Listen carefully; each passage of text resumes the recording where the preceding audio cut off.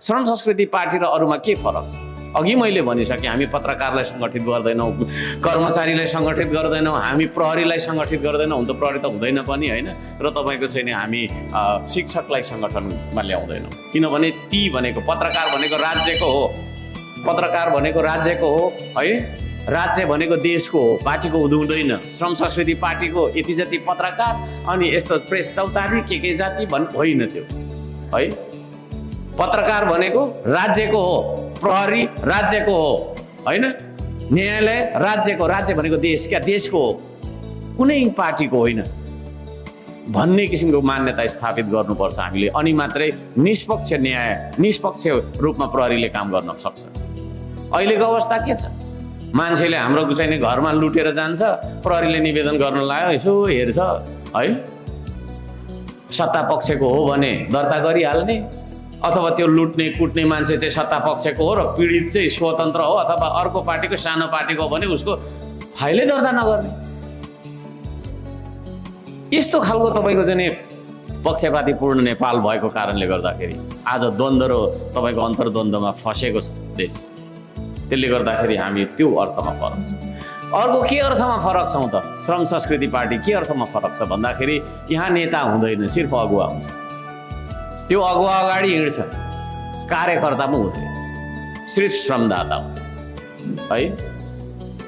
तपाईँहरू चाहिँ मेरो कार्यकर्ता, म चाहिँ तपाईँको नेता भन्ने होइन, म तपाईँको नेता पनि होइन, मेरो झोला पनि छैन है। हर्क साम्पाङको झोली, हर्क साम्पाङ के मेरो झोला छ? झोला छ, म रित्तै आएको मान्छे होइन, झोला सोला छैन, सिर्फ विचार छ, आह्वान छ, आवाज छ।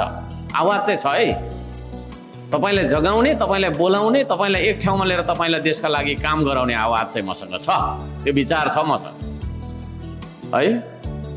भोलि तपाईँले बोक्नुपर्ने भनेको औजार हो, औजार नचलाउने, माटो नछुने, माटोदेखि टाढा भाग्ने, किसानलाई फोहोरी भन्ने, माटोलाई फोहोर भन्ने है, त्यो माटोबाटै आएको अन्न खाएर चाहिँ ठुल्ठुलो गफ गर्ने, तर त्यो माटोलाई चाहिँ फोहोर भन्ने खालको मान्छेहरू हाम्रो श्रम संस्कृति पार्टीमा आउँदैन।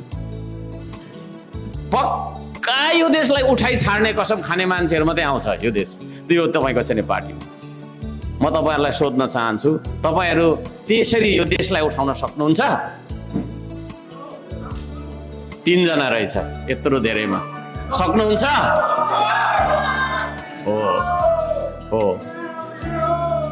अब यहाँ सुन्नुहोस् है, थोरै म राख्छु, थोरै राख्छु। अब हामीले श्रम संस्कृति पार्टीलाई अरूभन्दा फरक विभिन्न तरिकाले हामी बनाउँछौँ। हाम्रो पार्टीको है, हाम्रो पार्टीको झन्डा हुँदैन, हाम्रो पार्टीको झन्डा हुँदैन। झन्डा बनाएर तपाईँको चाहिँ नि होइन, करोडौँ अरबौँ रुपियाँको कपडा च्यातेर हामी झन्डा बनाउँछौँ। त्यो तपाईँको कपडाले हामीले गरिब दुखीलाई होइन एक आङ कपडा लुगा सिलाइदिनुपर्छ भन्ने मान्यता राख्नुपर्छ।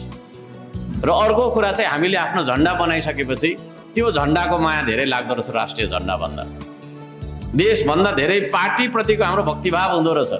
त्यसो भएको कारणले गर्दाखेरि पनि हामी झन्डाविहीन पार्टी बनाउँदैछौँ।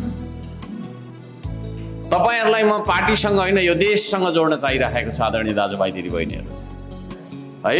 म एउटा माध्यम हो, तपाईँ यो देशसँग जोडिनुपर्छ, माटोसँग तपाईँ सुरुमा श्रमसँग जोडिनुपर्छ। श्रम कहाँ गर्ने? माटोमा गर्ने। माटो भनेको देश, माटो हुँदै तपाईँ देशसँग जोडिनुपर्छ र देशभक्तिसँग।